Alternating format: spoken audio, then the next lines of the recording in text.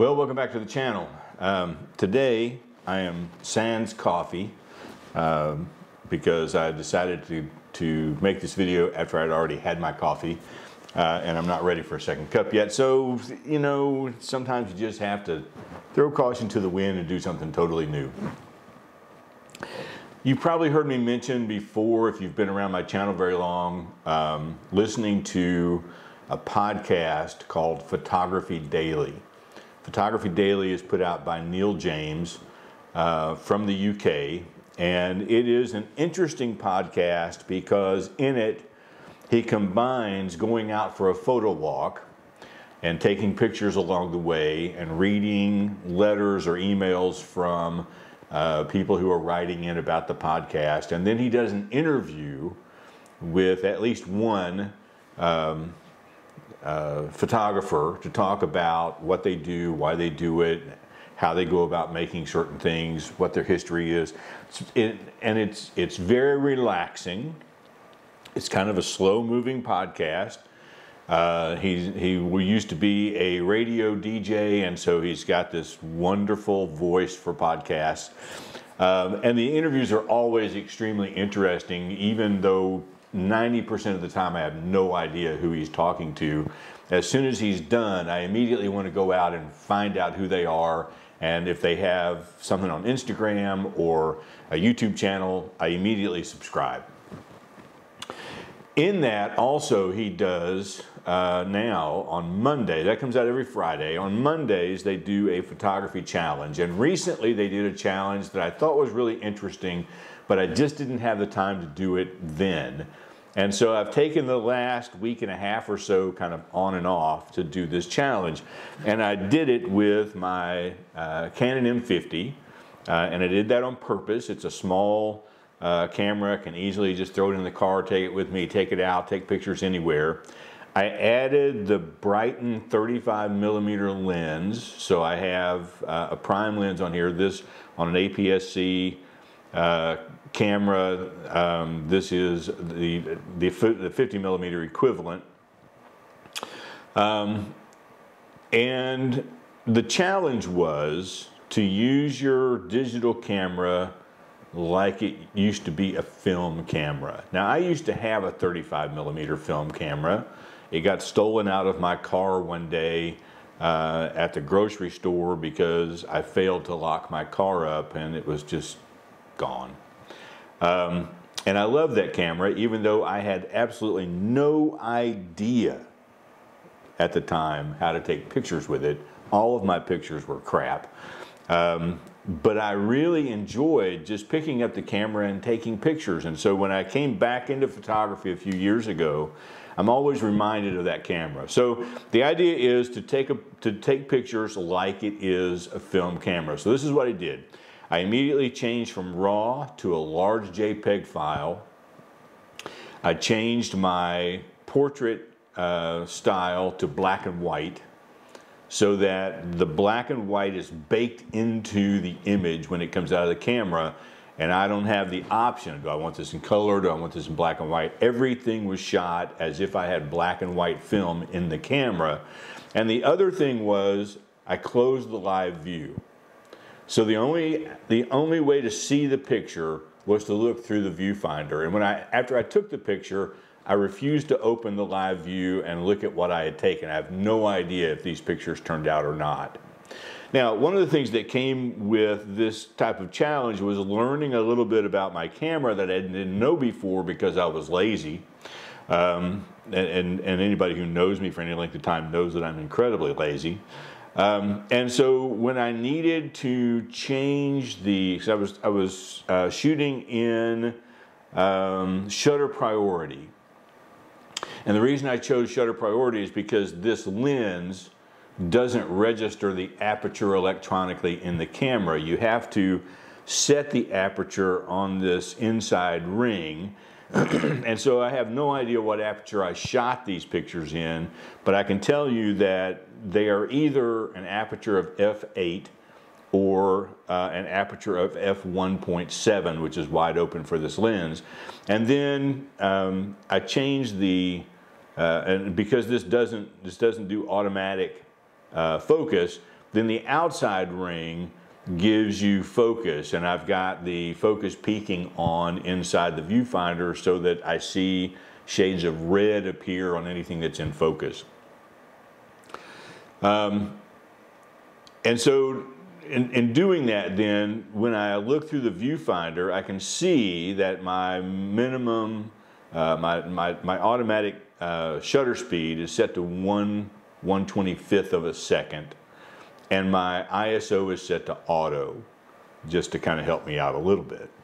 And so I wondered, you know, I'm so used to just changing everything in the live view mode. How do I change those settings? And so I discovered that this little ring around the shutter button, if I twist this, it changes the shutter speed on the Canon M50. I never knew that before, because why would I? And then I have this function button. If I press the function button and start to move this ring, that changes the ISO setting. And so occasionally I change the ISO setting to 100. I adjusted some shutter speed just to see, can I do that without relying on auto ISO? The other thing that I did was I tried my best to count to 24. So a roll of film only has 24, 36 images on it. I chose the 24. That's what I typically bought when I was shooting with a film camera. And because I did this over several days, I may have lost count. Okay, I'm just going to be honest with you. I may have lost count. And so I think I have 24 images on here. If I have 22 or 23, then it's like I shot a roll of film and took it out before I finished the roll. If I have more than 25, just to be fair, I will delete the last, or if I have more than 24, I'll delete the last one or two just to make sure that the first 24 pictures I took are the 24 pictures I'm going to edit.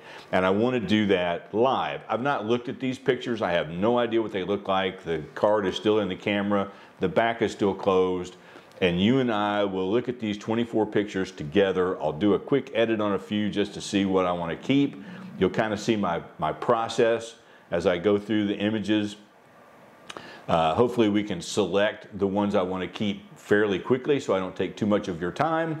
And then at the end of the video, the ones that I decide to keep, I will put out for people to look at inside the video. Let's take a look. So when I say that I've not looked at these pictures, I mean, I hadn't even taken the card out of the camera until just now. I've put it in my computer, and I'm going to show you my process here. So let's go in here to my files. This is my photography. We're going to add a new folder. We're going to call it film. We're going to call it something. Yep, we're going to call it Film Challenge, just for the heck of it. And we're going to come over here. We're going to grab these images, and we're going to pull that in here, get it off this card. Film Challenge, there we go. Okay. Now we're going to pull this down into Lightroom and let it load up. And I wonder how many pictures I've got. There are, well, let me pull them in here. There are 23. So I could have taken another picture, but I didn't. And I am seeing already that by having auto ISO on, I have destroyed several of these images.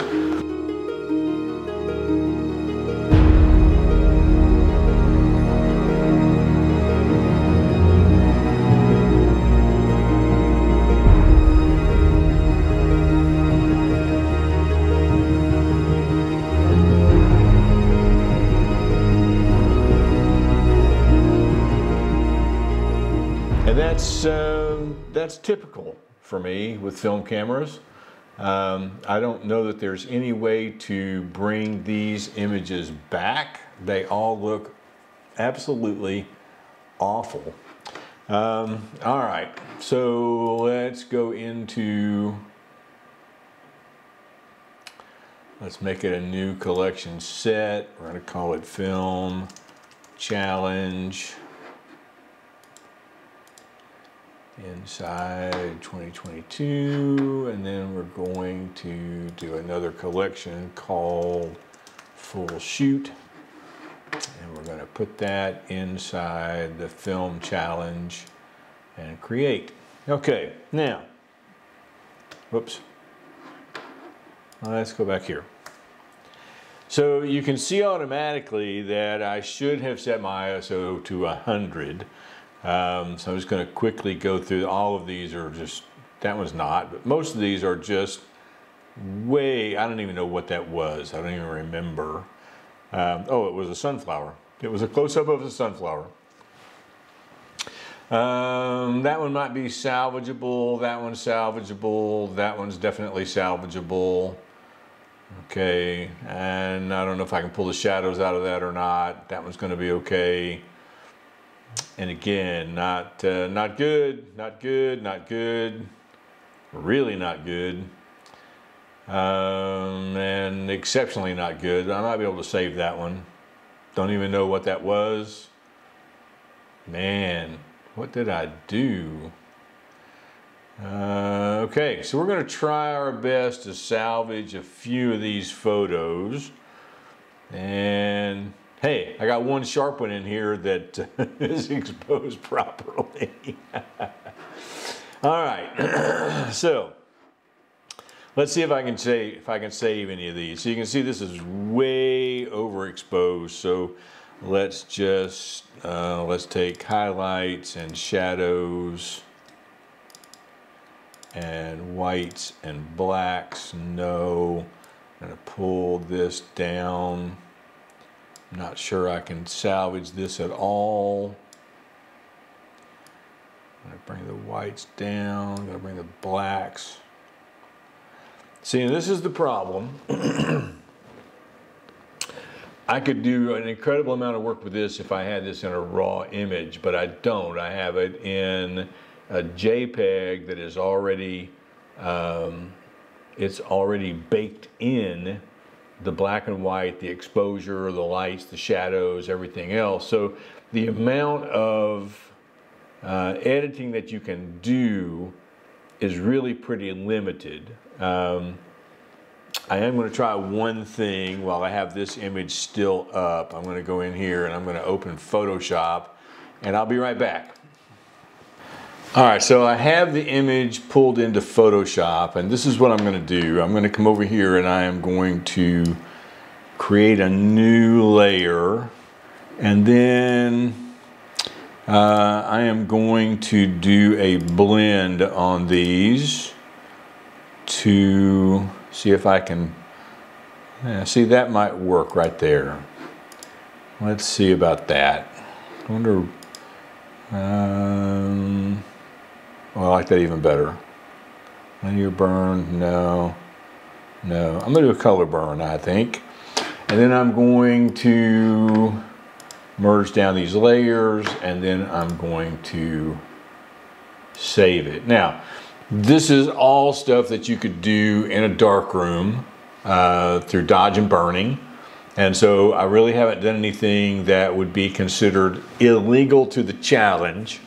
I don't think this is going to help me with my with my sunflower image that I had, but let's pull this back up. So now I have something here that I might be able to work with just a little bit. So I'm going to now see, shadows do absolutely nothing for me. Highlights will help some. Let's do that. Whites, blacks. Maybe that's too white.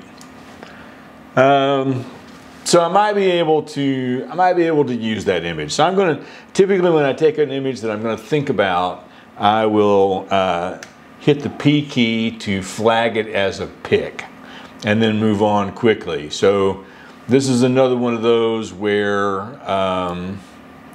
I don't think I'm going to be able to, well, I might be able to do a little bit of something with it. And we'll crank up maybe some contrast. But see, even then, it's really not doing anything, and the image was not nearly as interesting as I'd hoped for. So I'm going to pass that one up. This one, I like this because it had a little path to it. So let's do a few quick edits here. And all I'm doing is holding down the Shift key and double clicking on highlights, shadows, whites, and blacks, and letting Lightroom decide where those settings should be. And I think that's an image that I can edit. So I'm going to flag that as a pick as well. And then this one, let's see. Yeah, we'll bring down the exposure.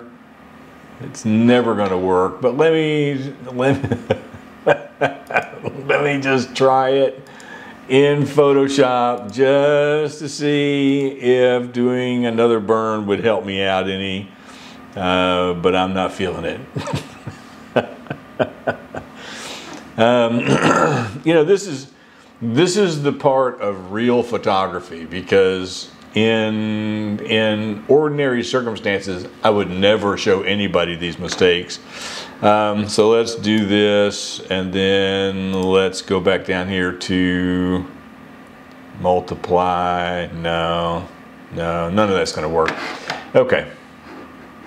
Let's go back in here. Let's skip that. This one I might be able to do something with. So let's just see what setting these things do for me. Yeah, I think I can salvage that one, because I remember this one I had put the f-stop, I'd closed the f-stop down.